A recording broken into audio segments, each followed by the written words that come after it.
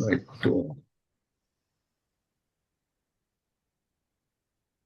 Sadhu, sadhu, sadhu. On behalf of the International Dhamma Program, let me welcome you to this Dhamma talk that we are having today for the Buck Full Moon Poya Day. I think all of you are really conversant on the significance of the Buck Full Moon Poya Day, but I will just say a few words which will refresh your memories. Buddha, in the 5th year of his supreme enlightenment, returned to Sri Lanka on the Bakpura Pasalusaka Poe Day, which was his second visit to the island. According to the Mahavamsa, the Buddha visited Nagadeepa to put an end to the fight between the two Naga communities and bring peace to the land. King Mahodara and his nephew Chulodara, both from the Naga tribe, were quarreling over a gem-studded throne known as the Mani Palang, which had been given to Cholodara's mother by her father. The Buddha intervened as the rivals were about to meet in battle. He managed to settle the dispute and also preach the Dhamma to them. Having brought peace to the island, the warring kings offered the precious throne to the Buddha. After declining the gift, the throne was returned to the Naga kings and was later enshrined in the Rajayatana Stupa at Nagadeepa Rajamaha Vihara. We are still awaiting our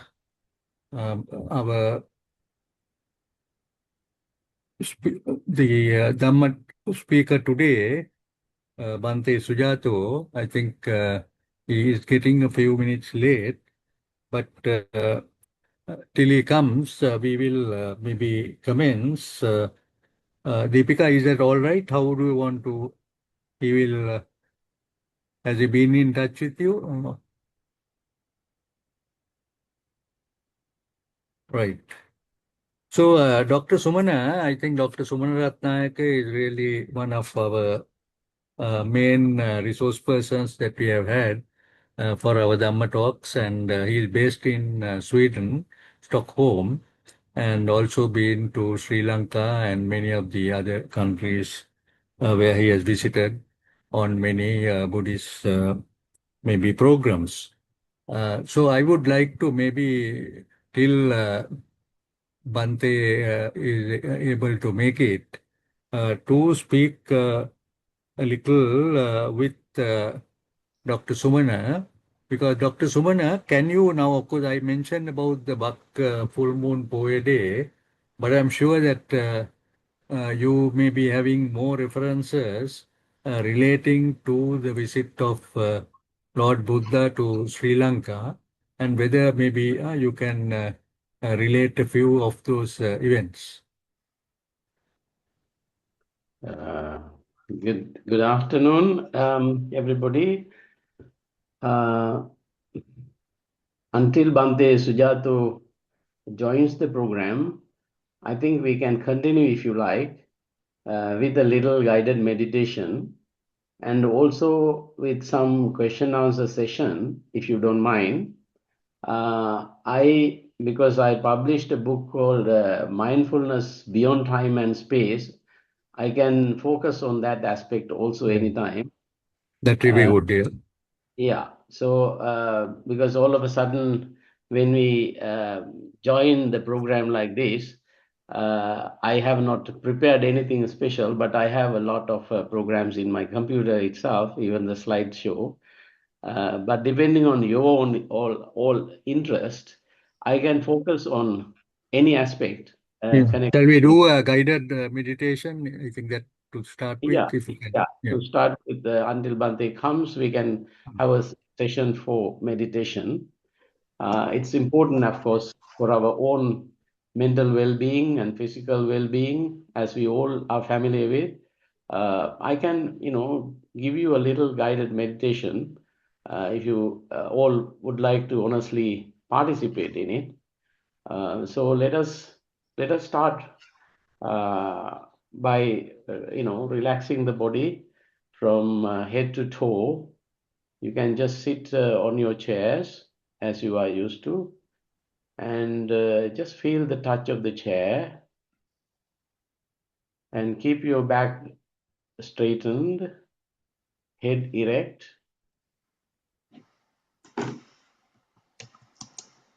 Now, when we now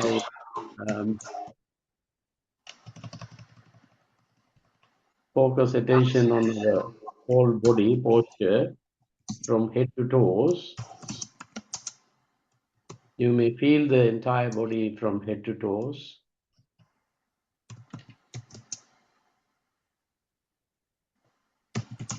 Now we are all, however distant we are from each other, we are in a way together for a good purpose, being aware of our own body, being aware of our own mind, the whole posture we are aware of.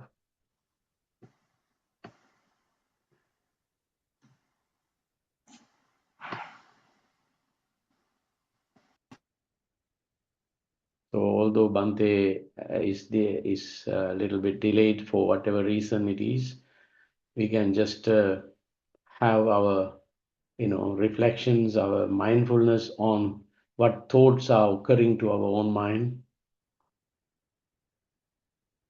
As if we look at somebody else, we can look at our own mind, what thoughts come and go. Let thoughts come and let thoughts go.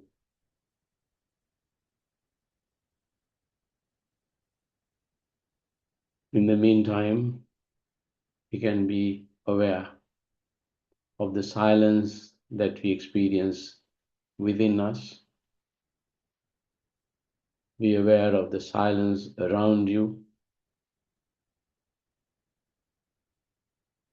When we focus on silence, we can also notice the sounds in the world, in the surroundings.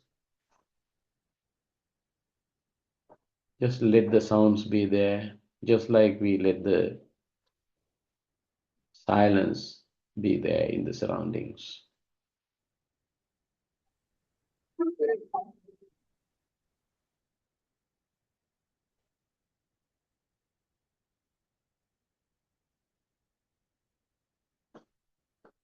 While we are practicing just to be with us, to be mindful of our whole posture, the whole posture from head to toe, and also to be mindful of the surroundings with sounds and silence. We allow the body, we allow the mind to accept whatever going on. We make our mind free to let the sounds be there, and let the silence be there, and let thoughts come and go.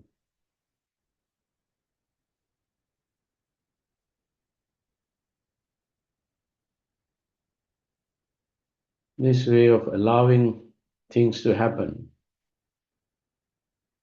is one of the useful methods of meditation. I always relate this aspect to Patinisagganupassi. Patinisagga means not to hang on to things, to let go, let be. This attitude, this aspect. Of course, it is developed. It can be developed from beginning to end until you reach the highest awakening. This piece of Dhamma is very useful. Letting things be.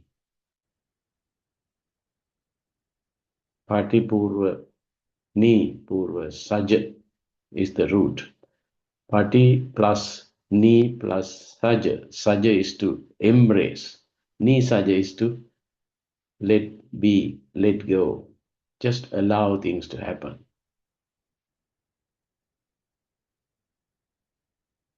And then we can focus our attention to our process of breathing, just allowing the body to breathe in and breathe out. We don't need to control the breath. Let the body breathe in as it wants. We only become mindful of this process. Let the body breathe in and let the body breathe out.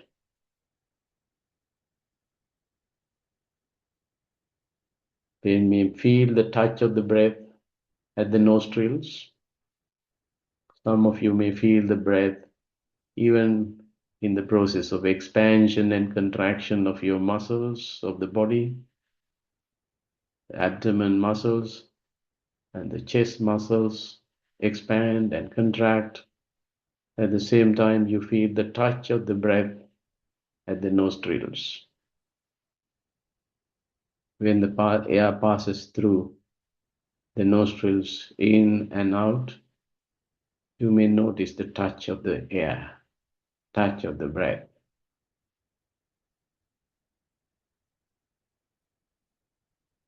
Even the air has the Patavi element, the earth element, solidity. All these experiences you can notice having some elements like Patavi, Apo, Tejo, Vayu, solidity, liquidity, heat, and motion. But air has mostly the motion or the air element more than Patavi element. But when we breathe in and breathe out, you may feel the touch of the breath because it has the Patavi element. That means solidity. The touching is possible because of that reason. So you find a holistic approach here,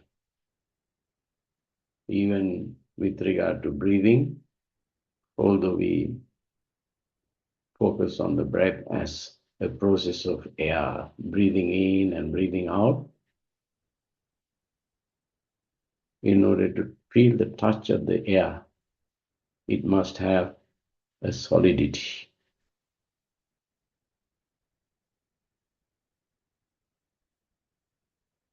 In a way, we have that sort of dhatu manasikara in addition to anapanasati in this case.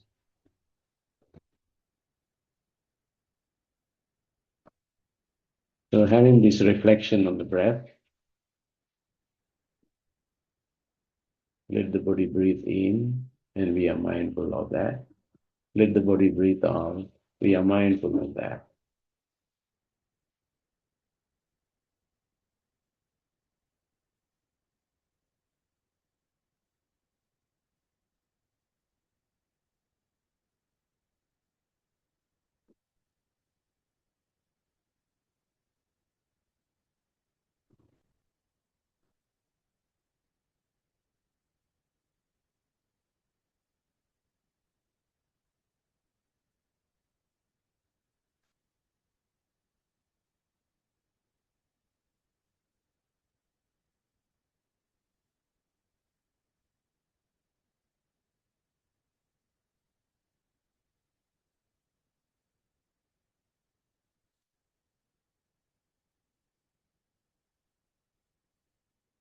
When we honestly focus attention on a simple process like breath, we may enjoy the whole process of experience.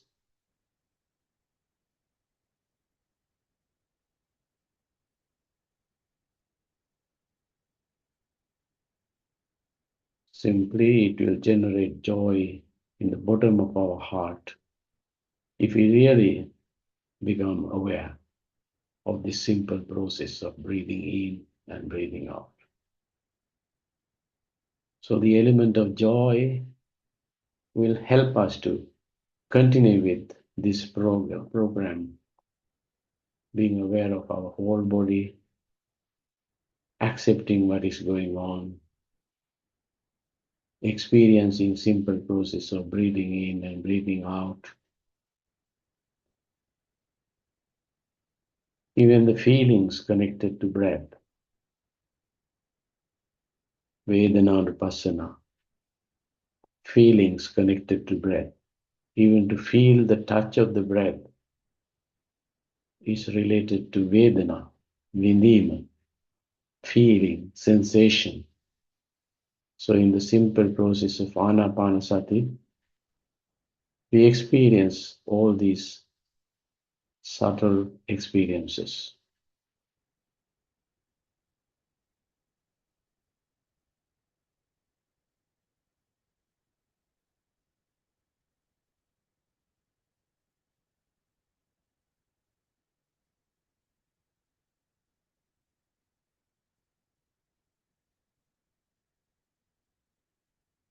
If you feel the breath at the nostrils, that feeling alone, you can become aware of, you can reflect on that touching sensation, which is related to Anapanasati. At the same time, it is Vedananupassana. Buddha referred to this experience in the Anapanasati Sutta as Vedananupassana, feeling the breath, sensation of the breath. So this will help us to continue with the whole process, enjoying these simple processes of breathing in and breathing out, where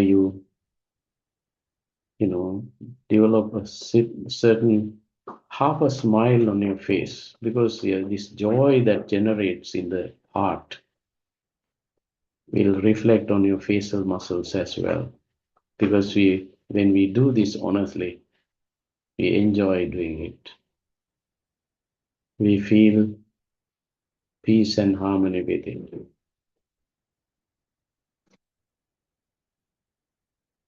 The joy will arise in the heart, from the bottom of our heart, and reflect on our facial muscles, making impact on the whole body. So in a way, we practice loving kindness connected to the same process, to be well and happy. So breathing itself gives rise to joy. Breathing itself giving rise to Vedana and Pasana. It also reflects us on elements like solidity, and it is more with air element.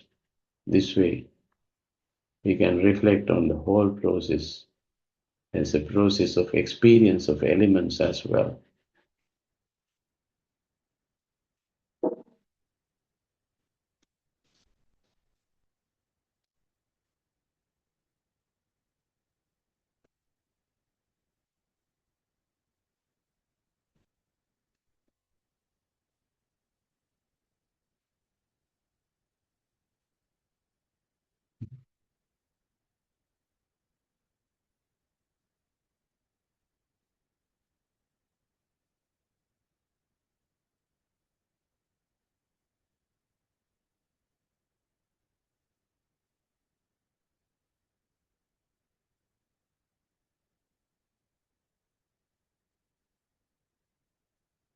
In a sitting session like this, if we make use of our simple experience of joy as a feeling, it will develop into happiness, overwhelming the whole body and mind.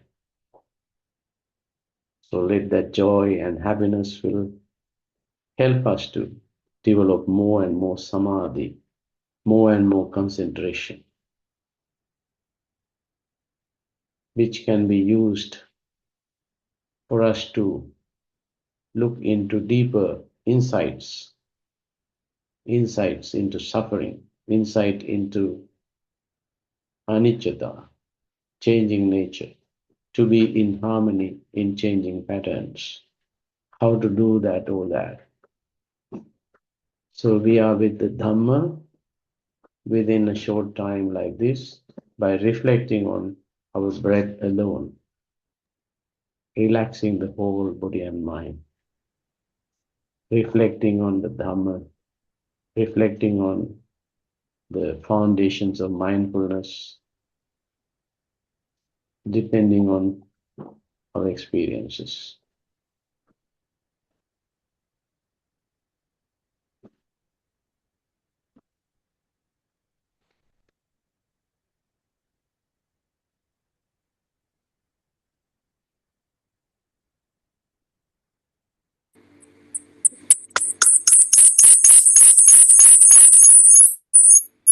Yeah, let us now reflect on the whole body from head to toes, and we can open our eyes gently,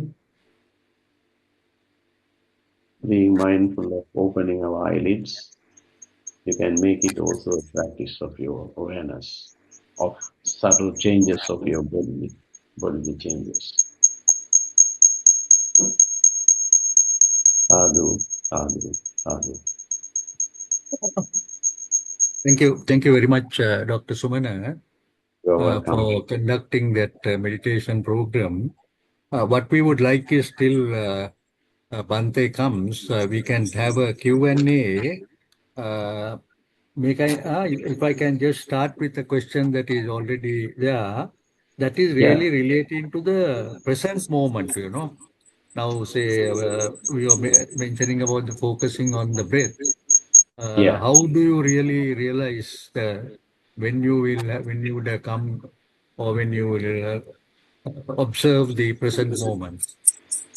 yeah. Thank you. Thank you. It's a good question because many today discuss on meditation with regard to present moment awareness. Actually, in several discourses, you may find mindfulness is beyond time. So there is no present time. There is no past times. There is no future times. All these are relative.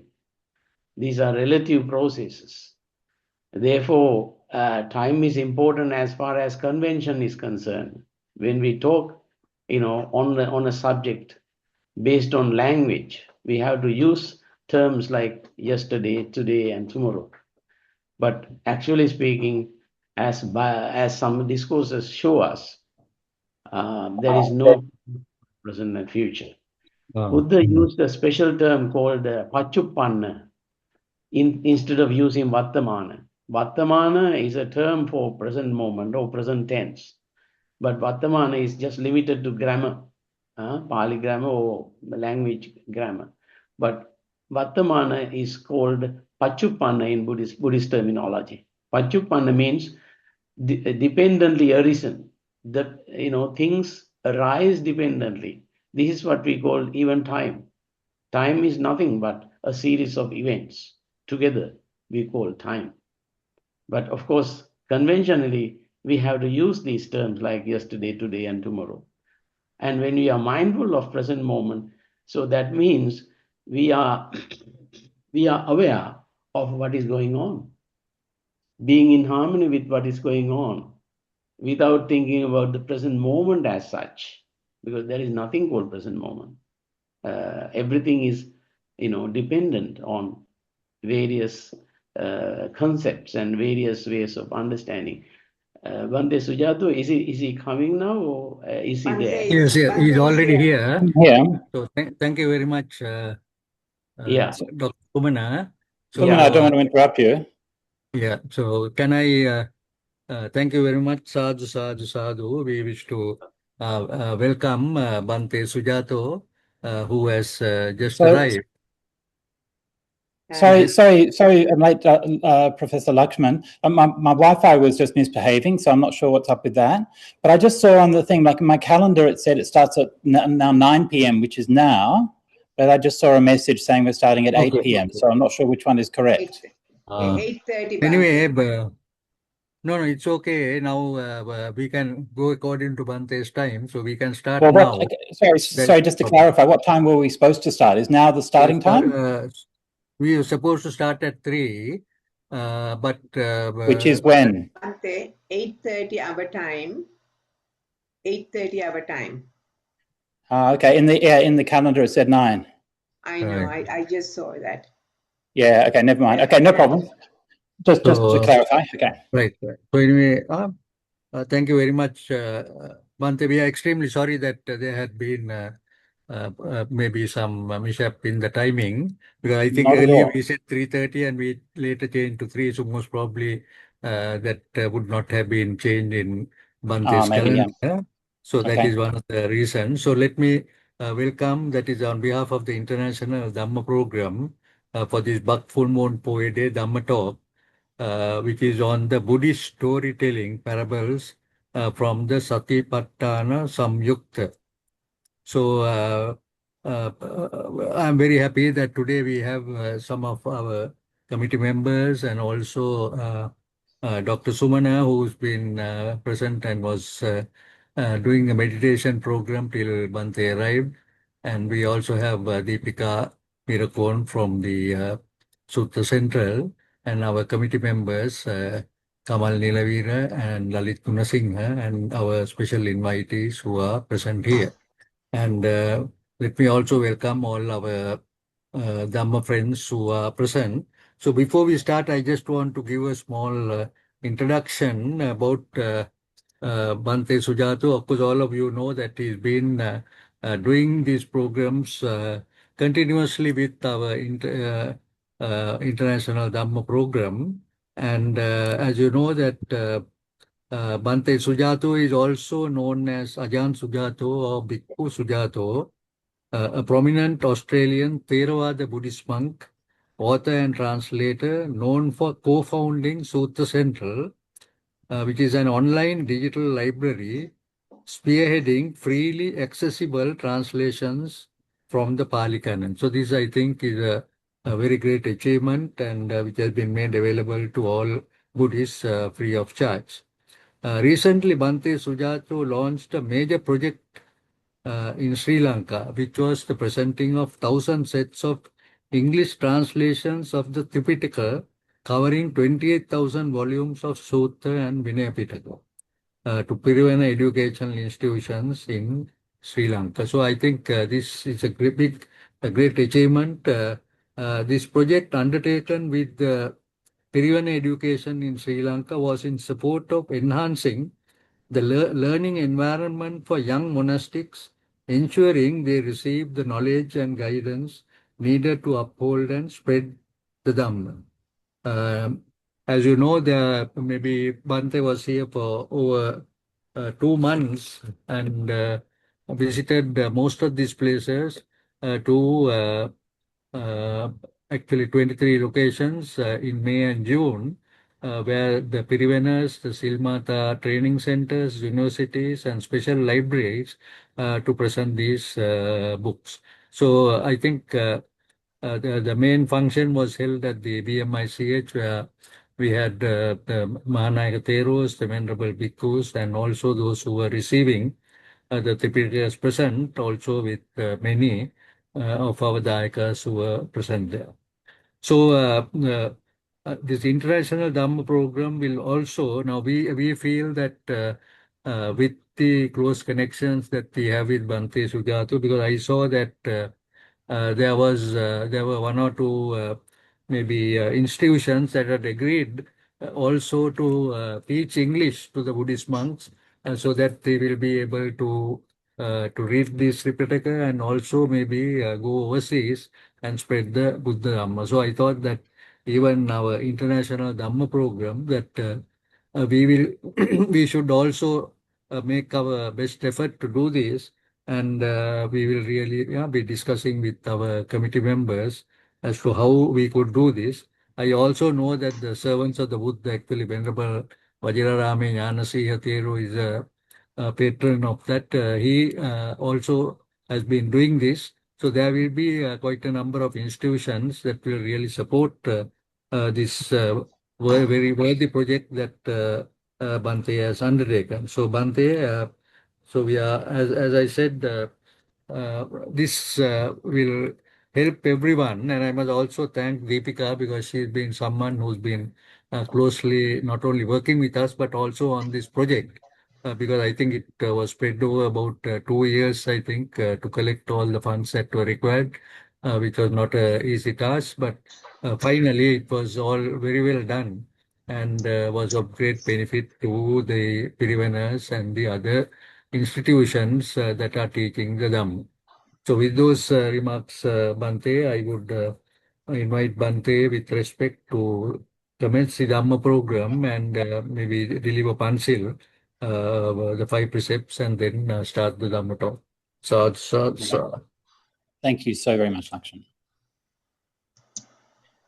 Namo tassa bhagavato arahato samma sambuddhassa. Namo tassa bhagavato arahato samma sambuddhassa. Namo tassa bhagavato arahato samma sambuddhassa. Buddhang saranang gacchami. Dhammang saranang gacchami. Sanghang saranang gacchami. Dutiyampi buddhang saranang gacchami. Dutiyampi dhammang saranang gacchami. Dutiyampi sanghang saranang gacchami. Tatiyampi buddhang saranang gacchami. Tatiyampi dhammang saranang gacchami. Tatiyampi sanghang saranang gacchami. Itipiso bhagava araham sam. Oh, sorry, we're doing the precepts. Okay, let's do that. Panatipata veramani sikkhapadang samadhiyami. Adinadana veramani sikkhapadang samadhiyami. Kamesu michachara veramani sikkhapadang samadhiyami. Musavada veramani sikkhapadang samadhiyami. Suramera majapamadathana veramani sikkhapadang samadhiyami. Imani pancha sikkhapadani silena sugatinyanti silena bhoga sampada silena nibutinyanti tasma silang visodhaye. Sadhu, sadhu, sadhu. Okay, very good.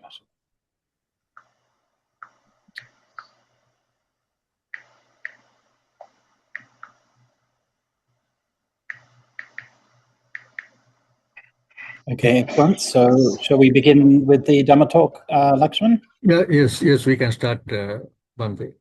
Okay, and may I ask how much time do we have? Just want to make sure if you have any other speakers coming on or anything. Not immediately. So we can 4:30 is the time that we have put, so that is another 45 minutes. Okay, no problems. Easy. 45 okay. to 1 hour. 45 to 1 hour, no problem. All right, no problem. Thank you so much. Next program is 6 o'clock, so there is little time available. There is a gap before the next program. Yeah. Okay. Yeah. All right. Well, thank you so very much for inviting me along with the International Dhamma program once more, and to join all of my friends online. And most of you I can't see there, but if you're there, you can always pop a chat and just say hi. I don't know if I can see the chats, but I'll see if I can see the chats. But anyway, hopefully I can see them. But anyway, good to know that there are so many people here to join in the practice of the Dhamma.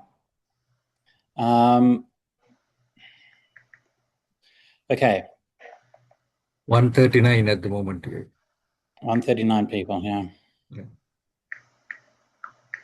Okay, so for today's talk, I wanted to share with you some of the stories that we find in the Satipatthana Samyutta. Now, I'll give you a brief bit of background, and I'm sure that most of you are familiar with this, so I won't dwell too long.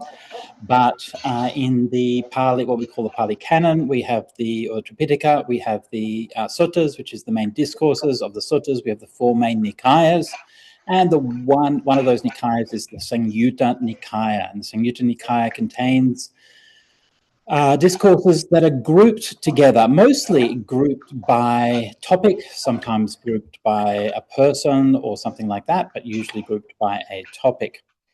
And one of the topics that is grouped, there are 52 Samyuttas, and one of those is the Satipatthana Samyutta, Samyutta Nikaya number 47. Oh, by the way, I feel like I should mention before I proceed that one of my mentors and one of my guides to understanding how the Pali texts are put together and how they're formed and how they're related and the history and so on of them was my friend Rod Bucknell, who was one of my co-founders on Sutta Central. And I've heard recently that Rod has just passed away. So I just want to offer up this Dhamma sermon for my dear friend Rod Bucknell and for his services to the Dhamma. Okay, moving on. So Satipatthana Samyutta. Now, I'm sure that all of you, unless you have happened into this Zoom by chance, maybe that's the case, maybe you were on your way to Starbucks or something and you just went to a random Zoom by chance, and here you are, and you've never known anything about Buddhism. So if that's you, welcome.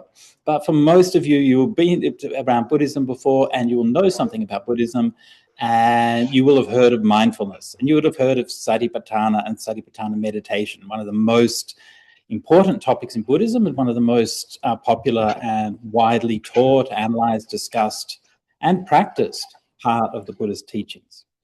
So I'm not going to give you too much of a background into Satipatthana as such, but what I'm going to do is I'm going to look at a few of the parables which we find, like just short illustrative narratives we find in the Satipatthana Samyutta that the Buddha used to illustrate some aspects of Satipatthana. And it's an interesting detail because in this part of the Samyutta Nikaya, I said the Samyutta Nikaya is organized by topic. So this part of the Samyutta Nikaya called the Mahavagga or the Maggavagga is the topics to do with the path. So we have one for the Noble Eightfold Path, one for the 7 practices of awakening, one for the 5 indriyas, the 4 right efforts, 4 jhanas, and so on. And the Satipatthana is really the only one that has these parables. And in other places you find maybe some similes and some things like that, but it's actually quite unusual. And so it's a distinctive feature of the Satipatthana Samyutta that the Buddha illustrated the teachings with some parables. Many of these parables you may be familiar with already, and many of them were like retold or also found in the Jataka stories or in other things. In some cases we find them in common even with like global storytelling, like one of them we find in common with Western, like Aesop's Fables, not Aesop's Fables, but Hesiod's Works and Days, and various things like that. So these are kind of well-known stories, most of them, but here we find them used in the context of Satipatthana. So here let me start with the first one, and there's a few of these, and I'm not sure how many we'll get done this evening. I'm not going to rush it because storytelling is fun, and if you try to rush it, it's not fun anymore. So I'm just going to tell a few stories. Hopefully we can relax and pay attention and be mindful and enjoy the way that the Buddha presented the Dhamma or wanted us to see the Dhamma. So this first one is from Samyutta Nikaya 47.6, and this is called the Hawk or the Sakunagi Sutta. Sorry, I'm going to put on my glasses, excuse me, my reading glasses, so that I can read. Oh, by the way, here I'm reading from, this is our sort of central edition of the Pali Canon. You can see the full edition on the shelves behind me. And so this was printed, this is the same edition that we distributed to the Pirivenas in Sri Lanka and printed and put together in Sri Lanka. And so, yeah, we're very proud of this work. Once upon a time, mendicants, a hawk suddenly swooped down and grabbed a quail. And as the quail was being carried off, he wailed, "I'm so lucky, so unlucky, so unfortunate to have roamed out of my territory into the domain of others. If today I'd roamed within my own territory, the domain of my fathers, this hawk wouldn't have been able to beat me in a fight. And the hawk said, so, quail, what is your own territory, the domain of your fathers? It's a ploughed field covered with clods of earth. Confident in her own strength, the hawk was not daunted or intimidated. She released the quail, saying, go now, quail. But even there, you won't escape me. Then the quail went up to a ploughed field covered with clods of earth. He climbed up a big clod, and standing there, he said to the hawk, come and get me, hawk. Come and get me, hawk. Confident in her own strength, the hawk was not daunted or intimidated. She folded her wings and suddenly swooped down on the quail. When the quail knew that the hawk was nearly there, he slipped under that clod. But the hawk crashed chest first right there. That's what happens when you roam out of your territory into the domain of others. So, mendicants, don't roam out of your own territory into the domain of others. If you roam out of your own territory, Mara will find a vulnerability and get hold of you. And what is not a mendicant's own territory, but the domain of others? It's the 5 kinds of sensual stimulation. What 5? Sights known by the eye, sounds known by the ear, smells known by the nose, tastes known by the tongue, touches known by the body, which are likable, desirable, agreeable, pleasant, sensual, and arousing. This is not a mendicant's own territory, but the domain of others.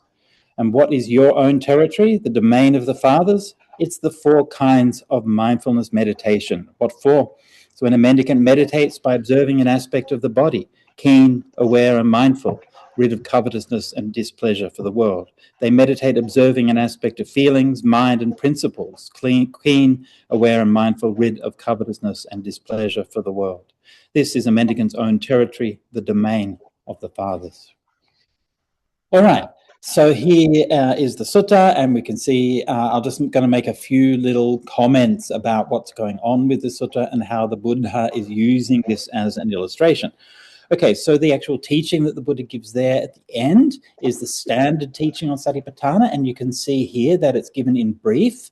Now, this is a normal style that we find in the suttas.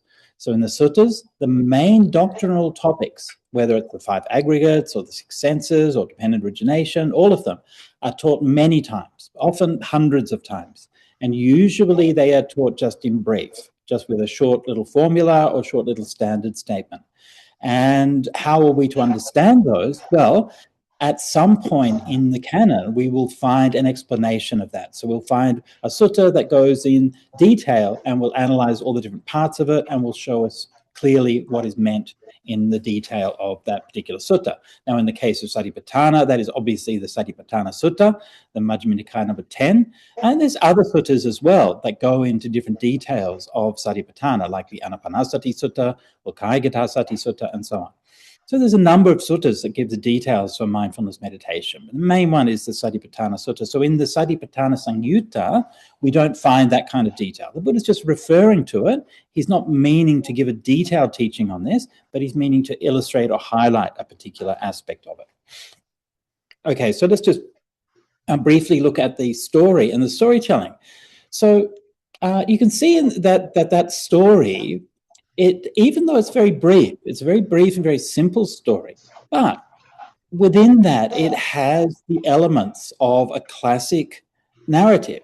So first of all, you have a conflict, right? And you have it's a bit of a David and Goliath story, right? The hawk is obviously, or like the hare and the tortoise, right? You have one which is obviously going to win and one which is obviously going to lose, right? But then you have the twist and you have the flip. So you have drama, you have your opponents, you're sympathizing with one of the opponents, you want to sympathize with the little quail, and then there's a flip. The story turns over and the quail by surprise wins. So this is how storytelling creates an emotional response. You get invested, you want one side to win, and then you're afraid, and then it's flipped, and then you have that sense of release.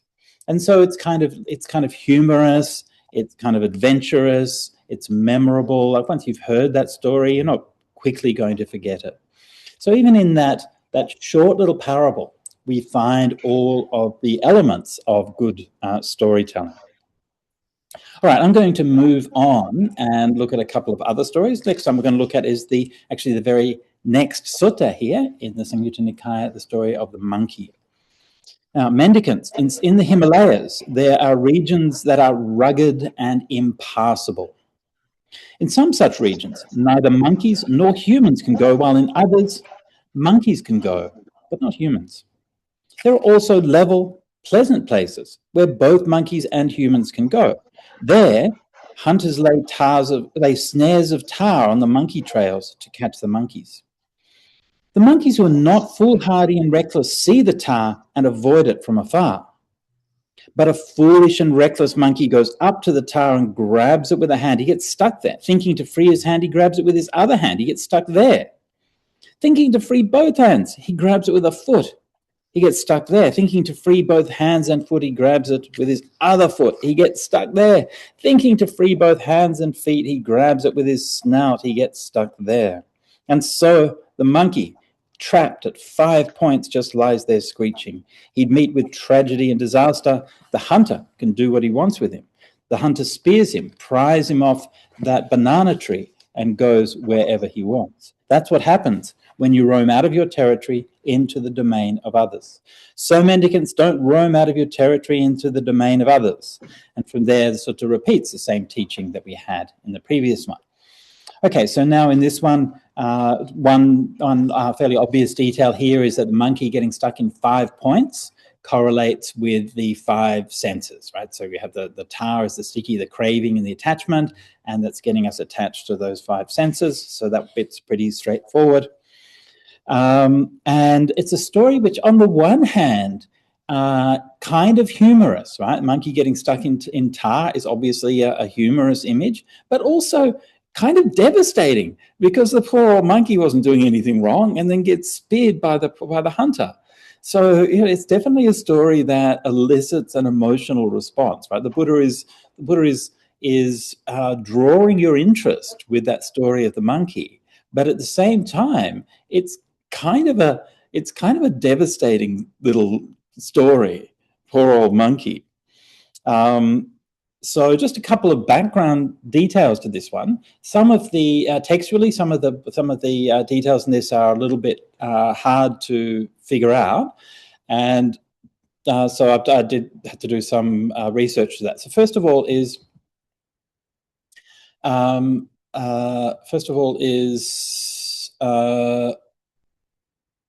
what is the monkey attached to? Okay, so we have, when I was just reading it out now, I said the banana tree. Okay, now I'm just going to give a little bit of a explanation or commentary on that because that's a new translation, I believe. It's kind of controversial translation. Well, I don't know if it's controversial, but it's different from what Bhikkhu Bodhi translated it as.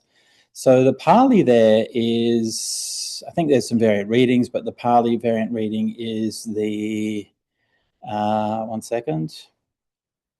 The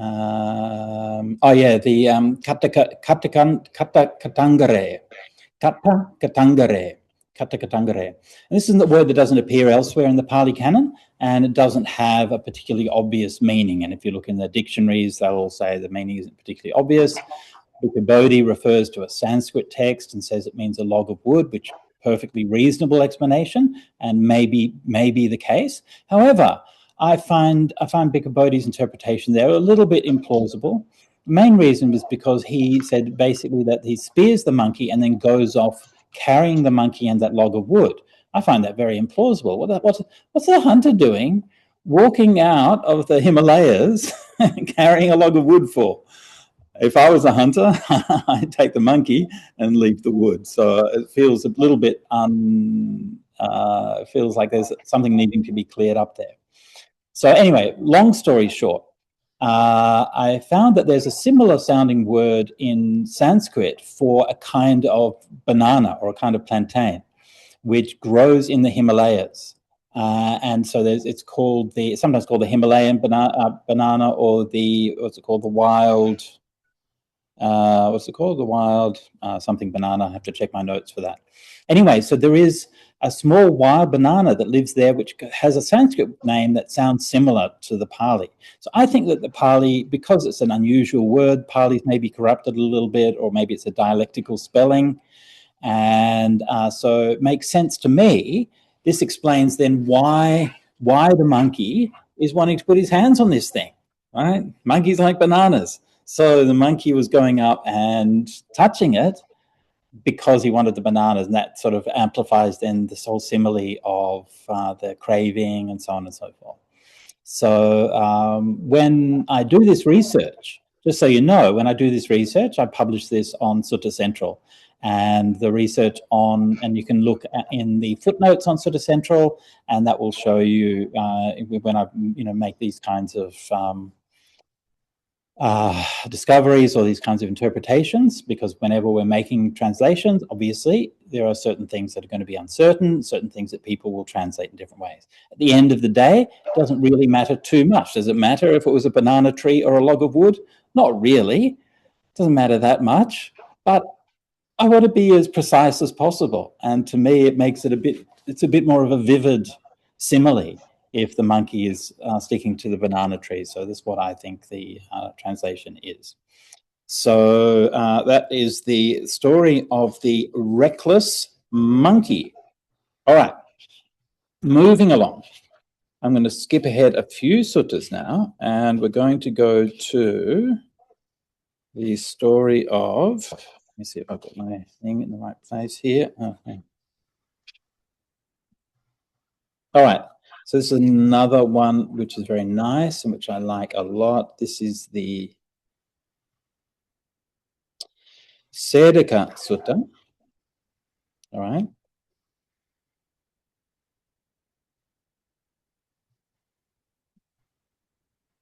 So this is Samyutta number 47.19 for those who are following online. At one time, the Buddha was, and again, if you are reading it online, and if you're reading from the Sutta Central version, I've recently been going back over these. So even though these suttas have been published, translations have been published for quite a few years now. So mostly they are mature, but I'm still going over them, checking, annotating. So there's still small things that are being updated from time to time, always trying to make them more accurate, more precise, more consistent, and to make sure that they express the meaning clearly. So at one time, the Buddha was staying in the land of the Sumbhas, near the town of the Sumbhas called Sedaka. There the Buddha addressed the mendicants. Once upon a time, mendicants, a pole acrobat of the corpse workers, set up the bamboo pole of his tribe and said to his apprentice, Medikatalika, "Come now, dear Medikatalika, climb up the bamboo pole and stand on my shoulders." "Yes, tutor," she replied. She climbed up the bamboo pole and stood on her tutor's shoulders. Then the pole acrobat of the corpse workers said to Medikatalika, "You look after me, dear Medikatalika, and I'll look after you." That's how, guarding and looking after each other, we'll display our skill, collect our fee, and get down safely from the bamboo pole. When he said this, Medikatalika said to her teacher, "That's not how it is, tutor. You should look after yourself, and I'll look after myself. That's how, guarding and looking after ourselves, we'll display our skill, collect our fee, and get down safely from the bamboo pole." That's the way, said the Buddha. It's just as Medikatalika said to her tutor, thinking, "I'll look after myself, you should cultivate mindfulness meditation. Thinking, I'll look after others, you should cultivate mindfulness meditation. Looking after yourself, you look after others, and looking after others, you look after yourself." And how do you look after others? By looking after yourself, by development, cultivation, and practice of meditation. And how do you look after yourself? By looking after others, by acceptance, harmlessness, love, and sympathy. Thinking, I'll look after myself, you should cultivate mindfulness meditation. Thinking, I'll look after others, you should cultivate mindfulness meditation. Looking after yourself, you look after others, and looking after others, you look after yourself. So this is a very beautiful, short little discourse with a very powerful Dhamma message, and also a very vivid and memorable little story there. And I'm going to talk about that story in a little bit of detail But first of all, just to focus on that message, because this is something that people often criticize Buddhists for. Like, you're just out there caring about yourself and you're just meditating for yourself, blah, blah, blah. And sometimes this is said to be the difference between Theravada and Mahayana. So some people will say Theravada Buddhists only care about themselves and don't care about anyone else, and Mahayanas care about everyone. I don't say that, just for the record, but some people do. I think they are silly people, but they say it anyway. I don't know. It seems a bit silly. I remember when I was in Penang one time, and I was staying at a Dhamma center there. There was a Mahayana monk who was there, and he was a monk from a Chinese background, but he was actually there studying the Pali Suttas and so on, and we were giving a talk, and he'd ordained in the Mahayana tradition, was still wearing the Mahayana robes and so on. And he said, people say these things, but, here's Sujato, who's here giving and sharing to you, showing that he doesn't just care about himself, whereas in ancient China, a lot of the time, the monasteries just locked up among themselves and didn't do any teaching. You didn't share Dhamma with everyone. And so that's the reality. So when people say these kinds of things, it's always more complicated than you think. You can't just reduce it to one simple formula like that. But you can certainly see from the Buddha's teachings here that he regarded this as a false dichotomy, that if you are genuinely looking after yourself, you will also be looking after others. And if you are genuinely looking after others, you are also looking after yourself. And so the very idea of positing that as a contrast is already against what the Buddha was teaching. And I don't know about you, but I very much feel that is something that is apparent in life. Like when you're practicing Dhamma, you practice Dhamma, and then the benefits of that practice flow over and manifest to so many people. And same thing, when you help others, then you feel good, you feel happy, you develop so many wholesome qualities inside of yourself. And so it really is quite, I think, quite against the Dhamma to make that kind of distinction. What is meaningful is to ask for practitioners, for people to ask, like, how do I find, like, what is the right balance for myself? Like, what is the right way of practice for myself? And sometimes it's a matter of character. Some people are more introverted, more contemplative, more reflective, and they're going to be more suitable for a meditative life. Other people may be more extroverted, more service-orientated. They're going to be better for helping others. But there's not either one way or the other. It's a matter of emphasis and a matter of balance. We should all be striving for that balance within ourselves. Sometimes it's not character. Sometimes it's circumstances, right? Sometimes it's the time of life that you're going through, and we do different things at different times in our life. So it's not something that you find an answer once and for all. It's something that each day you encounter that day and you ask yourself, how can I live the Dhamma to the best in this today? How can I live for the benefit of others? How can I live for my own benefit? Now, this is a very beautiful teaching, and remarkable that the Buddha is quoting this teaching from Medikatalika, who is A, a woman, B, not ordained, C, a member of the Chandala, the corpse working caste, the lowest caste in ancient India. That's who the Buddha is citing as an example for one of his key teachings here. Now, I'm going to give a little bit of background on this first. First of all, so it's saying in the land of the Sumbas, near the sound of the Sumbas, called Sedaka. All right. Now, Sedaka only appears in this, and I think one other sutta has basically the same background or similar background. And we don't really know where it is. However, it seems to be in modern Odisha, that is towards the Bay of Bengal, and which means towards the easternmost extent of the area that the Buddha normally went in and normally traveled in. And so if you go basically from Patna or Pataliputta and then head basically east or southeast until you're not too far from the ocean, then that's where you get to where we think this is. They sort of tentatively have identified that. Now, why is that location interesting? Well, maybe it isn't, but I think it is. Why? Because we're talking about these pole acrobats, all right? And this is the earliest mention in any literature of these pole acrobats. As it happens, there is an early archaeological find, a piece of pottery, the artwork on some pottery, which also features these pole acrobats. And that find, the pottery find, is dated to about 200 BC, and it's from a place called Chandraketugarh, which is in West Bengal, which means it's not too far from where Sedika is. It's a few hundred kilometers off to the east of where Sedika is. And so that means that the earliest archaeological find and the earliest textual reference to this practice both come from roughly the same region and roughly the same time period. And so this gives us a good confidence to be able to say that we're actually talking about the same thing. Now, this sport is called, in modern India, is called Mallakamba.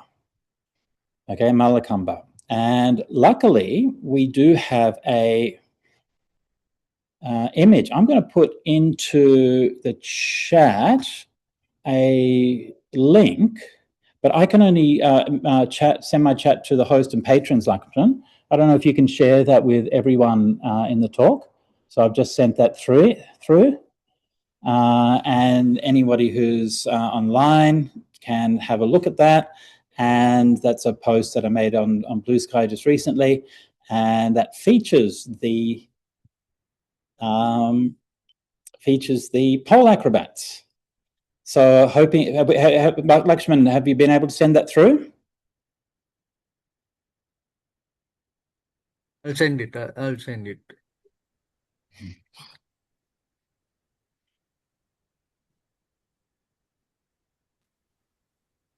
I can see it.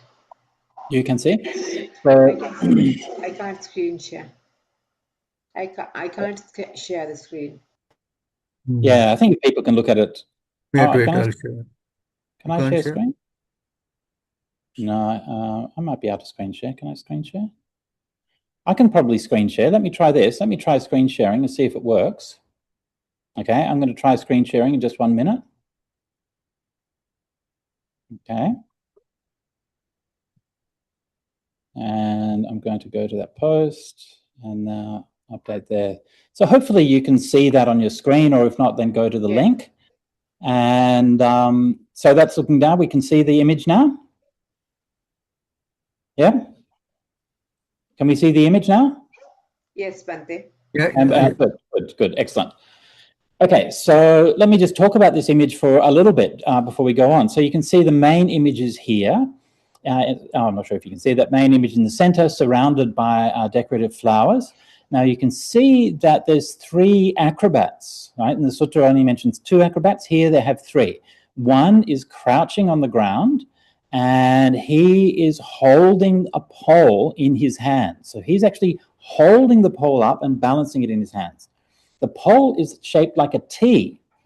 So this is something that's not mentioned in the sutta version, so it's not clear, but in this version it's in a T-shaped. So he's holding it up, and in the bar of the T there are 2 acrobats balancing off it, each doing different gymnastics. One of those a woman, one of them a man. So obviously this is very skilled. Like, he's not just supporting those 2 people, but they're doing different gymnastics, dangling and hanging upside down from the pole. It's pretty skilled activity. And around there, you can see 4 or 5 people, and like obviously the audience, who are in often expressions of amazement. And they're watching this performance and obviously very impressed by it. And I think hopefully you can see enough from the picture. You can see it actually is beautifully done artwork. And so this is from Chandraketugarh, and there's a lot of pottery from Chandraketugarh, and it has this kind of similar style and beautifully done artwork. This one is mostly well preserved. You can see a bit of wear and tear on it, but mostly well preserved. And it depicts the scene with a lot of clarity. So I thought that was really, to me, it was really interesting, because it was always a scene that in the suttas had been very memorable to me. And then to see it actually depicted in artwork of the time, I found quite amazing. I just discovered this a few days ago. And so the Buddha's lesson was basically that doing this, you have to be mindful and look after each other. And I think we can all agree that if we were doing this, we would want to be mindful and look after each other. So this is the This is the Malakamba, the sport or the discipline of, I guess, the sport of pole acrobatics, still practiced in India today. All right, I'm going to stop screen sharing now. And so hopefully you've got the link so you can check that image out in more detail if you want to. So I'm just going to mention a couple more details about the story. One detail is that the acrobat is a she, right? So the tutor is male and the acrobat is a she. And the commentary says, oh, no, the acrobat was a bloke, was a man, but clearly is declined as feminine here. And you can see from the image that there were women doing this acrobatics, clearly. And so, obviously, and it's a very common thing to do in gymnastics, right? Because the woman is lighter, so she's the one who's held up. So this is a very common kind of thing. So, so that's, I think, one detail. The other detail is, of course, that it's from the Chandala, from the corpse workers. I'm just going to say a little bit about that. Now, I'm sure most of you are familiar with the Chandala, or the idea of the Chandala, usually regarded as an outcast or the lowest of the castes, or who usually their main job is washing corpses, preparing corpses for funerals. I've read accounts, I don't know what the current situation in Sri Lanka is, but I've read accounts from the past in Sri Lanka that there were villages of Chandalas who would be outside of the town or the city, and then they would live in the cemetery or near that and so on. And so they were regarded as being quite outcast and quite unclean. Now, the origins of these castes is lost in the mists of time, but it seems to me likely that such lower castes were originally tribal people from different parts of the subcontinent, different parts of whether Sri Lanka or whatever. Again, without going into that in too much detail, but it seems to me that likely that's where they come from. And so here they're doing this sport or this performance. So why are they doing this sport or performance? There's actually there's a Jataka story that tells a similar kind of story, without going into that too much. But basically we find another couple of Chandalas who are doing a performance at a street crossing, almost like busking or a street performance, and trying to raise a bit of money and so on. And a couple of Brahmin women walk past. And when they walk past, they think, oh, my goodness, I'm cursed. I saw the vile sight of that outcast. I'm going to spit on the ground and walk off in horror. And, you can see that radical difference of the Buddha's response to that sight and those Brahmin women's response. The Buddha's response was to appreciate what they're doing and to see the mindfulness and the care, and to actually be quoting the saying of that outcast woman. So in that Jataka story, I can't recall the number of the Jataka story at the moment, but in that Jataka story, the outcasts or the Chandalas became so disillusioned that they eventually decided that they were going to travel up to Taxila and get a Vedic education. They pretend to be Brahmins and get a Vedic education instead. So they and it's kind of like, it's interesting to me to see that's that process of the abandoning of traditional knowledge and traditional ways of life. But we see it today with Indigenous people and tribal people around the world. And, you can see that way of life is being lost in Australia with the Australian Aborigines, in Sri Lanka with the Vedda, in Dr. Sumina's in Sweden with the Sumi or Sami people in the north. And Indigenous people are all around the world under threat. And you can see that threat to their livelihood has been going on a long time. Their livelihood, their customs, been going on a long time, even recorded here in the Pali Canon. So, so any other detail? Any other details? I think that's about all for that. So anyway, so this is one other detail I wanted to mention. So this pottery is from Chandra Ketugarh, like I said, in West Bengal, and it's a site that's been very rich in very high quality pottery finds, most of which, unfortunately, were excavated without any proper, archaeology and so on, and they just turn up in private collections. There's some in like the Met Museum and so on. They're beautiful artworks. But one of the interesting details of that, I'm sure all the Sri Lankans who are here today will be familiar with the origin story, the Sinhalese people with Vijaya and so on, and coming down to Sri Lanka and so on.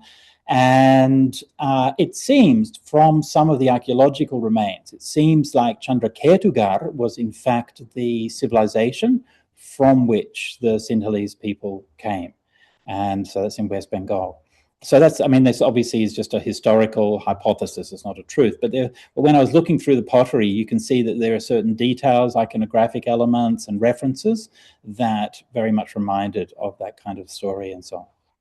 So then this is all kind of connecting up, isn't it? Right? There's these bamboo acrobats and the artwork and everything. So this is why I find like it's so fascinating and really interesting to look into like the history and the context to understand. You know, you can see this is something that you know, the Buddha would have been like, he's just walking into town for alms round, you know, and then sees something and then gives a talk about it, and then it becomes something that's so meaningful and then passes down through the generations. And I find it very moving to feel those kind of ripples and echoes through the generation and to hear that wisdom. Okay, I'm going to read one last parable, and so on the topic of mindfulness. And so this is also set in Sedaka, same setting, and the Buddha says this: "Mendicants, suppose that on hearing the finest lady in the land, a large crowd would gather, and the finest lady in the land would dance and sing in a most thrilling way. On hearing the finest lady in the land is dancing and singing, an even larger crowd would gather. Then a person would come along who wants to live and doesn't want to die, who wants to be happy and recoils from pain. They'd say to him, 'Worthy man, this is a bowl full to the brim with oil.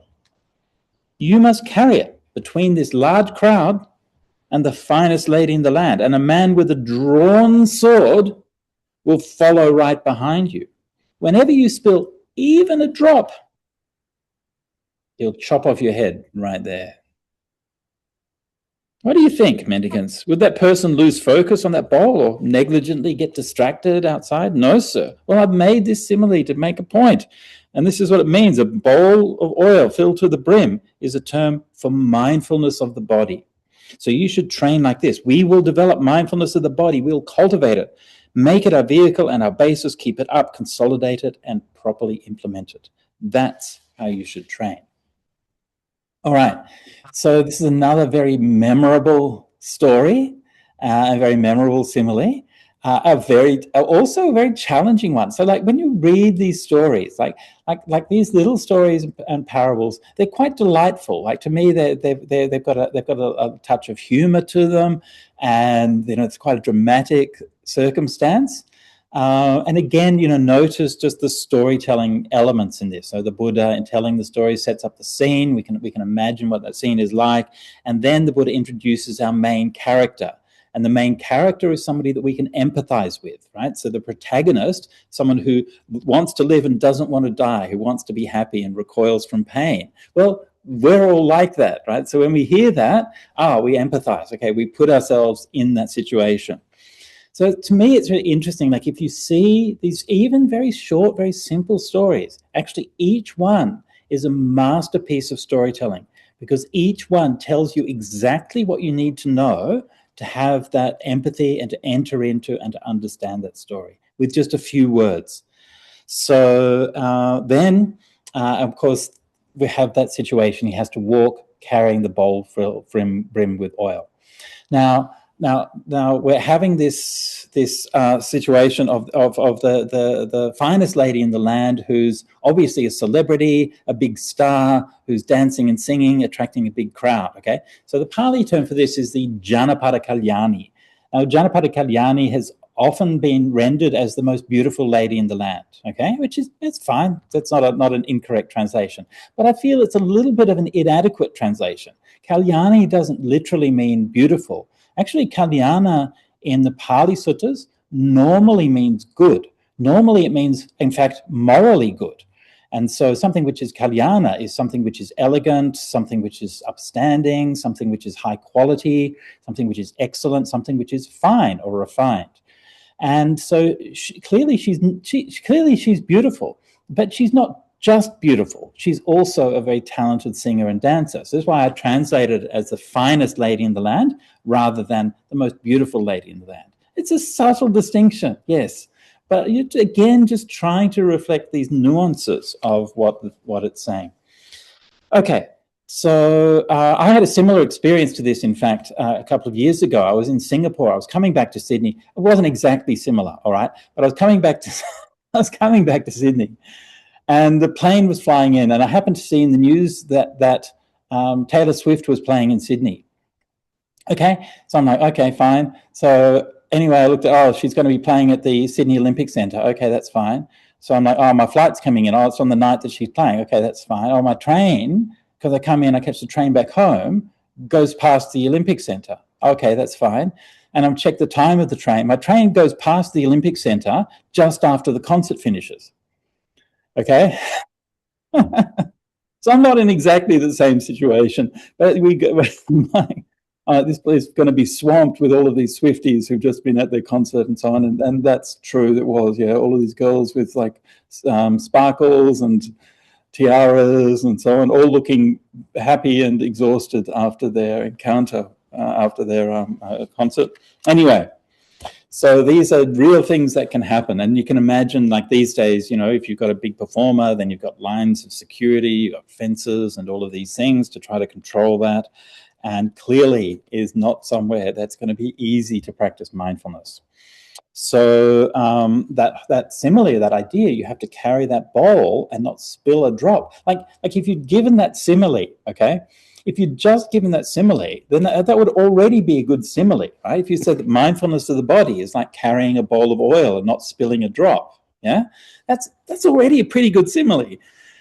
But but the Buddha ramps it up, right? So we're doing it in this very fraught environment, right? And so the singer is like the objects of sense desire, the things that people want, and then the crowd is like the desires, right? So it's brought there by desire because they want the beautiful girl and they want the lovely song and dancing. So there's that you're in that nexus of desires where the inner and the outer are kind of clashing here, creating that turbulence, and we're trying to be mindful of the body. And not only that, but then the guy behind is going to cut our head off. And again, this has a meaning in the Dhamma, right? The Buddha isn't just being violent for the sake of it. If we cannot be mindful, we will be trapped in samsara. We will be trapped in repeated birth, aging, and death. That's the deal. And so it's not an exaggeration. If anything else, it's playing it down, because in this case, we only get killed in the simile, you only get killed once. Whereas in real life, if you can't develop your mindfulness, you're going to die many times. So actually is not being over dramatic here. So you can see again this very brief story that the Buddha tells with like a mastery of form to bring us in, to engage us, and to illustrate and to highlight a particular detail of the Dhamma. And I think this is something that, like when we're teaching or presenting the Dhamma, it's not just about the content of the Dhamma. Like the content obviously is important, but it's also about engaging people. It's about imagination. It's about creativity. And we know that in the Buddhist tradition, one of the world's great storytelling traditions, and the Pali Jataka collection is probably the greatest, largest, most accurate, most comprehensive ancient form body of stories anywhere in the world. And the Buddhist storytelling tradition has always been vibrant and creative and imaginative. And we know that we can sit, and I'm a monk. I can sit here and tell you about the Four Noble Truths. I can tell you about 4 foundations of mindfulness, and I can tell you about dependent origination. And of course, that's part of our role and it's part of our understanding. But simply repeating those teachings is not going to help if you've already heard them many times. We have to get people to engage with them, to empathize. And so storytelling helps us to enter into it and to feel, oh, what is it like to be that guy walking along in that particular situation? So this is the finest lady in the land story. I should probably finish up there. That's, I think, the main stories I wanted to cover for today. And back to you, Professor Lakshman. Thank you, Bante. I think our time is, I think the scheduled time was 4:30, but we will go on for another 15 minutes so that there are a few on the Q&A and maybe one or two comments that will come. So initially, since Dr. Sumana is present here after some time, Dr. Sumana, can you have any comments or suggestions you have? I mean, I don't have anything particular comment actually, but I appreciate Bante's reflecting on stories which are very simple and deep, very applicable, very useful, Bante. And I was so impressed by reminding those stories. They remind us of our own practice. So a simple thing that I wanted to emphasize, was that Kathalika story, as you referred to, telling us very simply, Ajjata Bahidda, isn't it so? Ajjatanga Bahiddava, Ajjata Bahiddava, Kaya Anupasi Virati, and that attitude, that aspect. And at the same time, Bande, there is a reference in the Petukopadesa, Ahandi Ajjatang, Mamandi Bahiddha. Eye making is the Ajjata, mind making is the Bahiddha. And internal. Can you, Bante, elaborate on these sort of comparisons? Oh yeah, so they're really good points, Sumana. So that first point you made there about the Ajjata Bahiddha, the interior and exterior.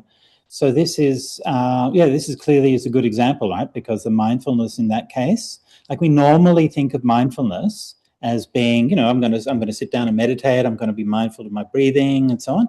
And so it's actually very inward focused. And we often think of the contemplative path as being inwardly focused. However, it's also true that we spend most of our lives not inwardly focused. Unless we're on retreat, we're actually spending most of our lives seeing, hearing, smelling, tasting, and touching, and that's part of our practice. And so this, as you said, like this is a really good illustration of that relationship. Doing for oneself and for others correlates with the exterior and interior, looking after ourselves and looking after others. And that sense of mindfulness, like if you think about how that mindfulness works in different situations, like the Buddha, they're talking about it in the context of acrobats. But consider, for example, the context of a mother. Right? And the mother holding the baby and looking after the baby, and that the mindfulness and the love that is being brought to there. Like mindfulness is not just a cognitive function, right? Mindfulness is part of an emotional complex, and there's few things in the world more mindful than a mother looking after her baby, and the care and the attention and so on that she brings to that. So those two things are very much related. And then you quoted from the Petakopadesa. I'm actually not familiar with that quote, and I'll have to check that up. Thanks for highlighting that. But the idea that internal is the ahankara, what I'm making, and then the external is mamankara, mind making. Yeah, I think it's an interesting correlation. So in Buddhism, we don't have an idea that correlates exactly with the Western notion or the Freudian notion of the ego. But ahankara is kind of somewhat similar to the ego in some ways. But the difference is the kara, right? Because the kara is the making. So this is something that I never quite understood about like Western psychology and so on. Like, when they talk about the self, like what is it? And ahankara, I think, makes it very clear. It's an I making. It's the process of creating a sense of self, which is really the issue here. And so that process of creating a self means when we think, and you think in terms of I, and if you say to yourself, oh, I'm late, or I'm doing this, or I'm doing that, then you are creating. This is doing ahankara in small little ways. Or maybe somebody dismisses you or says something nasty to you, and then you say, how dare you say that? I am so-and-so, I am so-and-so. And then you're ahankara, you're making yourself, maybe even just to yourself, you're saying that. And so that self is not something that just is, it's something that we create. It's a dynamic activity, which is good news, because it means if we stop creating it, then it's going to fade away. Right? And then mamankara, mine, of course, relating to external things, right? My laptop, my chair, my whatever it is, my glasses, my robe, and I own these things, and therefore they're mine. And so in a sense, the more we think in terms of mine, then the more we are, we're like almost colonizing our surroundings with our sense of self. Right? So our self is not just me, but everything around us, and you have, can go to very extreme places or very dark places. Sometimes we think we own a piece of land, and if somebody else steps on that piece of land, I'm going to shoot them. I don't know. I feel like that piece of land was probably there before I was, and it'll probably be there long after I was. And we should be grateful to be able to inhabit a piece of land. It doesn't mean that you're necessarily going to have to shoot someone because they step on it. Right. So yeah, so this is so ahankara and mamankara. Thanks for that, Sumana. Thank you, Bhante. Ms. Deepika, are you having any comments or suggestions or any announcements you have? Yeah. Thank you, Professor Vatavella. I have no comments. Bhante gave a similar talk in one of our classes, so we discussed it. But it's always good to hear Bhante speak. So, and I have no announcements either. Thank you. Thank you, Deepika. We will take the questions. There's a question from Aruni Ranasinghe. Could you reflect on how the Satipatthana Samyukta's parables illuminate the relationship between mindfulness and impermanence? Between mindfulness and impermanence. Oh my goodness. Well, I hadn't thought about that specifically. Well, thank you, Aruni, for that question. I guess if we look at some of those stories, I guess like thinking about it now, I hadn't thought about that topic specifically, but the first thing that occurs to me thinking about it now is that as stories, they are intrinsically impermanent, because the whole purpose of a story is that things are different at the end than they were at the beginning. And so we can actually see that in each of these stories, we have a situation, have a process of change, and then we have a resolution at the end. And so the storytelling itself is telling us about that process and the way the conflict and the way it's managed and so on. I guess the impermanence is built into the very idea of storytelling, and conditionality and so on. So when the things that the Buddha taught, he mostly taught in a very philosophical and quite abstract way. He would talk about impermanence, or he talked about dependent origination, but he was always referring to very real experiences. Like impermanence, we can discuss the philosophy of impermanence, right? We can discuss the nature of change and so on. And obviously Buddhism is very interesting from that purely philosophical point of view. But mostly we're afraid that we're going to die. Like that, when we talk about impermanence, that's what it really comes down to. We're going to get old and we're going to come down. And that's where it's not just a nice philosophical idea. That's when it really starts to matter. And you can see that actually a lot of these stories really are life or death struggles. So yeah, thanks, Aruni. Aruni has another question. I'll just read it. How might these ancient similes guide us in confronting modern forms of suffering, such as anxiety, consumerism, or digital distraction? Okay. Well, that's a very broad question. I'm not sure if I can answer that particularly adequately in just a brief answer.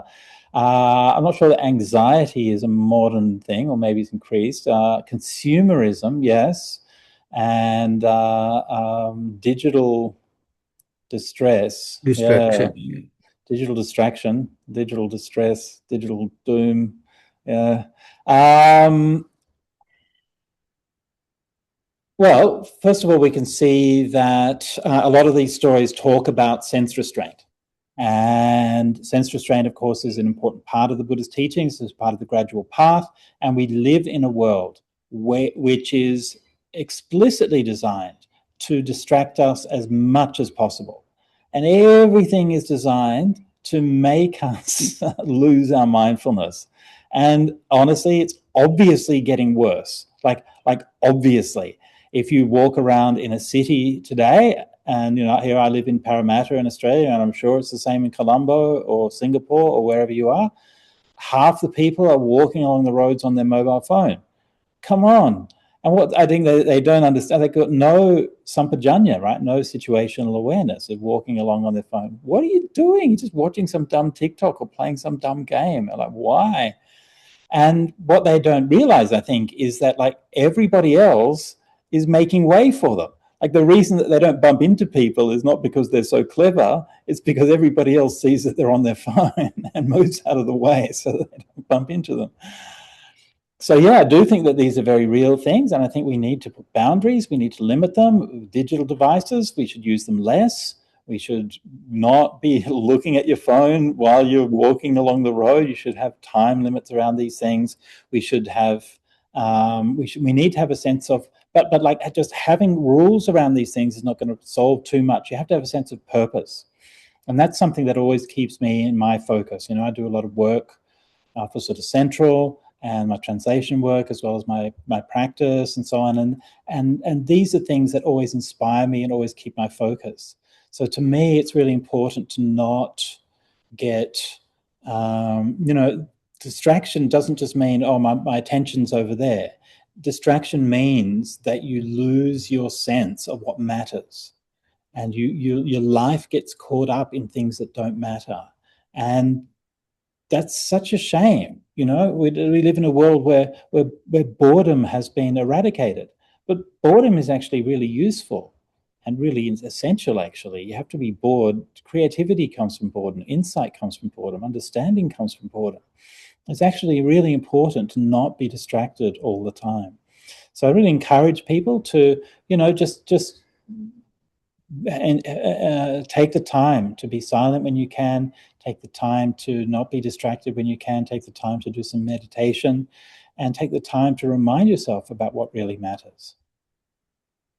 Thank you, Bhante. The question from Ananda Tilakasiri. Bhante, great to see you after some time. Hey, Ananda, how you going?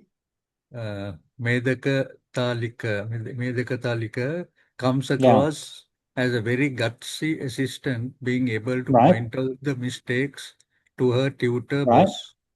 Bhante, does it give the message that it would be good to point out the mistakes to our teachers, even if they are monastics, when we see some clear mistakes? Yep. Yeah, thanks for that. Nice question, Ananda. And actually, this was raised by somebody else when I taught this sort of recently. And yeah, I think that's actually a really good point. And you can see that from the tutor's point of view, that the tutor's not defensive. He's not saying, "Shut up, you're my student. Listen, do what I say." Right? There's an openness, and that's how a teacher-student relationship should be. It shouldn't be just a one-way thing. And I think that these days we've drifted towards, in Buddhism, we've drifted towards a situation where everything's very top down. I don't like that. It's certainly not how the Buddha worked. It's not how the Sangha worked originally. You can see in the suttas and the Vinaya that the lay people were always complaining about the monks. Constantly, and the nuns as well. Constantly. In the Vinaya, like dozens of times, probably hundreds of times. Oh, why are they doing this? Why are they doing that? And the Buddha would never say, you can't do that. The Buddha would never say, oh, you're so bad for criticizing the monks. No, he'd say, well, is that true? And he would ask the monks, he'd say, is that true? Did that happen? And then if it happened, if they agreed that something that shouldn't happen, then he would admonish the monks. If it didn't happen, he'd say, okay, there's nothing to be done there. And so we shouldn't see criticism and questioning as a threat. actually it's an essential part of life. And this is something that I really feel as a monk, you know. And I'm just going to have a word here for the, I'm not, because I can't see everybody online, but just for the Sangha members, if there's probably some Sangha members online, but just for them, you know, treasure, especially for junior Sangha members, I want you to treasure the first few years that you have in the monastery when everybody is telling you what you're doing wrong, because those years are going to pass more quickly than you know. And soon will come the time when nobody is telling you what you're doing wrong. And wherever you go, for as long as you stay in robes for the rest of your life, everybody's going to be like, yes, Bhante, no Bhante, yes, Venerable, yes, I, blah, blah, blah. And they're going to be treating you like you're some sacred thing that can't ever make a mistake or anything like that. So you need to get your correctability in place in your first few years in the Sangha, because if you don't do it then, you're not going to do it later. And if you join the Sangha and you're full of pride and you're full of, I'm all this kind of stuff, that is going to just get worse the longer you stay in robes. So regard, as Sariputta did, Sariputta said, you know, see anybody who criticizes you, who admonishes you, as a giver of great treasure. And you should always see somebody who criticizes you in that way. Have that humility, because those opportunities are going to become few and far between as you get older and as you get more senior in the Sangha. Thank you, Bhante. Question from Bhante Ratana. Thank Bhante you, Ratna. Venerable. Bhante Ratana, yes. Thank you, Venerable, for your wonderful and impressive talk.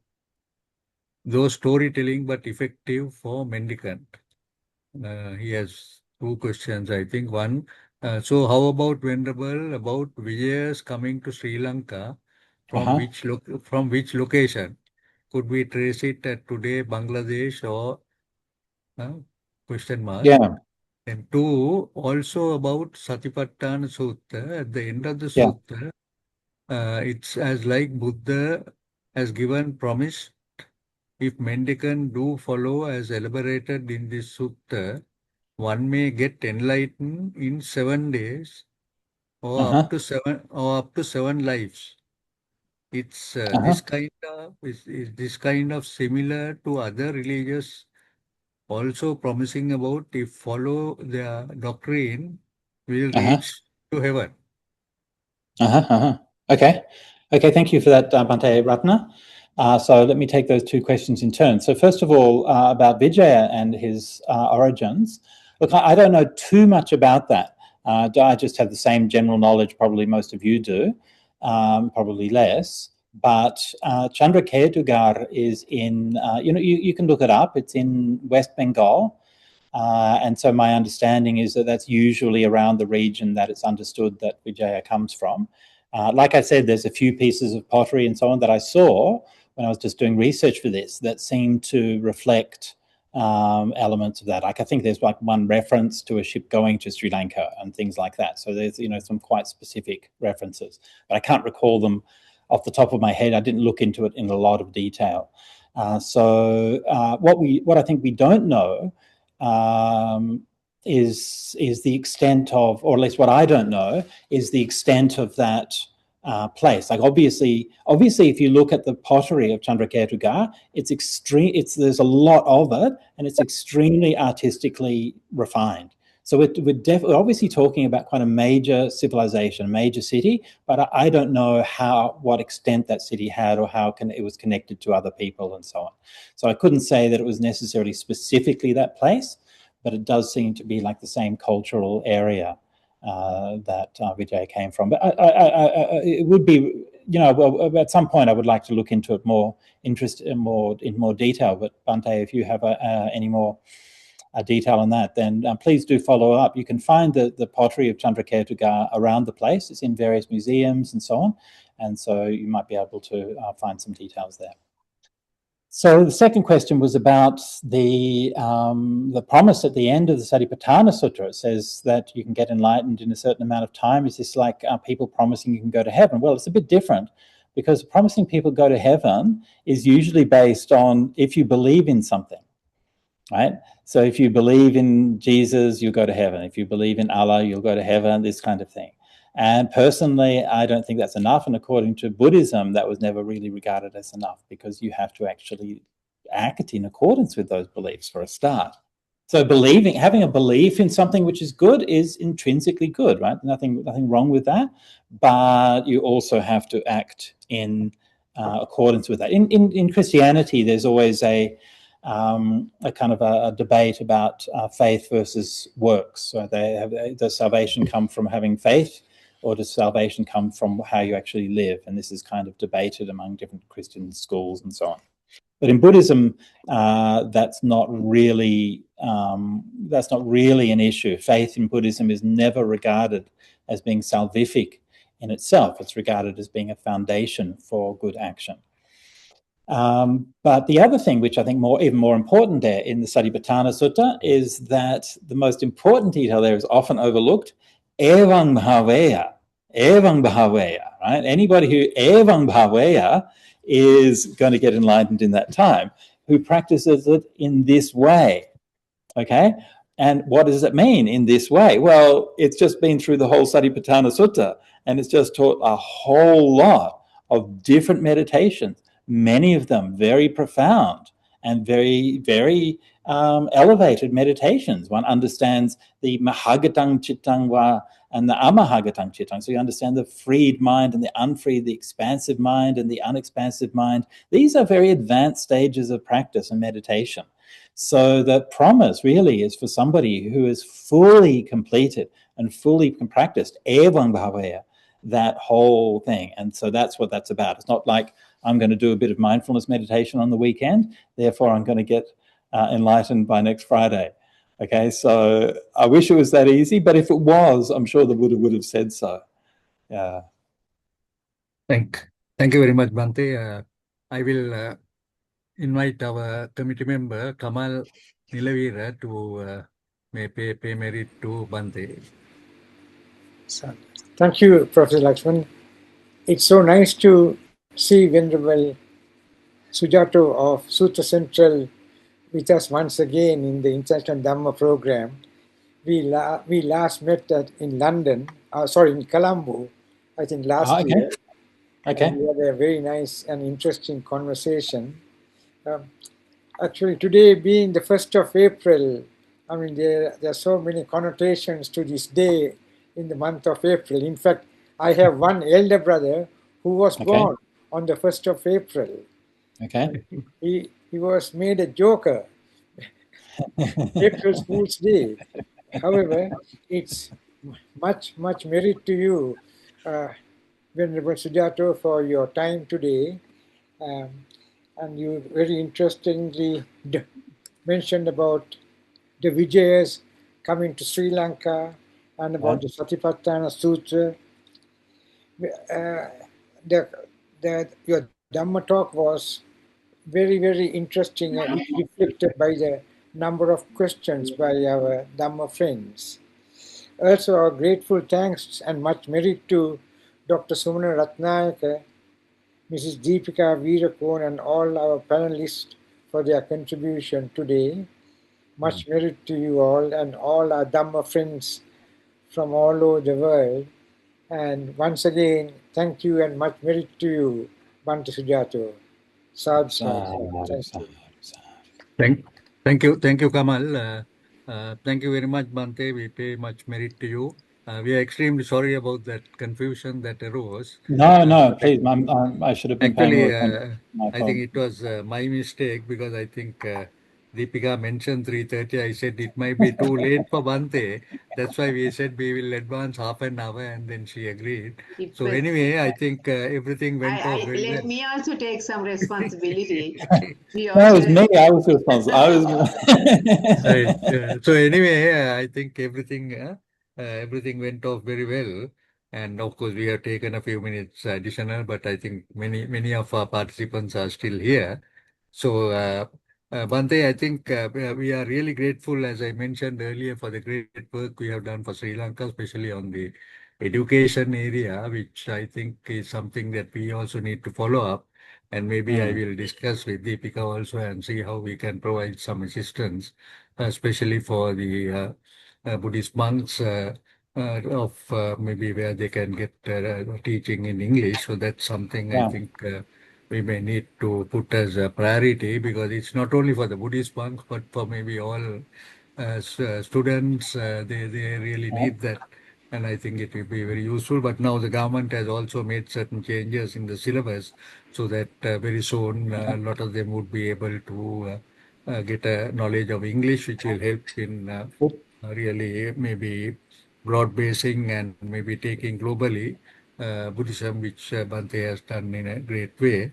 So, Bhante, once again, I must also thank Deepika for making all the arrangements for us, and she's always been in touch with us and helping us in everything. And I'm sure she's been a great asset to Bhante also, and helping in everything. So, much merit to Bhante. Bhante, we will now close by paying merit to the Devas and the departed. Sadhu, sadhu, sadhu. Akasatta Chabhamata Devanaga Mahidika Punyang Tanganodantu Chirang Rakantu Sasanam Akasatta Chabhamata Devanaga Mahidika Punyang Tanganodantu Chirang Rakantu Desanang Akasatta Chabhamata Devanaga Mahidika Punyang Tanganodantu Chirang Rakantu Mamparan Etavata amhehi sambhatang punya sampadang sabbe deva namodantu sabba sampati siddhya. Etavata amhehi samphatang punya sampadang sabbe bhuta namodantu sabba sampati siddhya. Etavata amhehi sambhatang punya sampadang sabbe satta namodantu sabba sampati siddhya.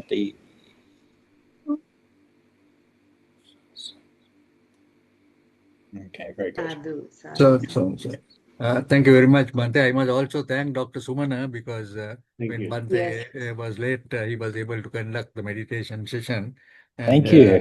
we'll go, which was Thank very you, thank good. you. And thank you very much. So much merit to Bhante, and also the blessings of the Triple Gem to everyone, our Dayakas and the Dhamma friends who have been present here. And we see you at 6 o'clock.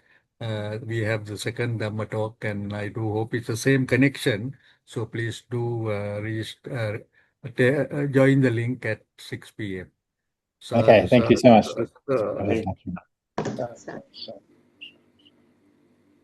Thank you. Thank you, Lakshman.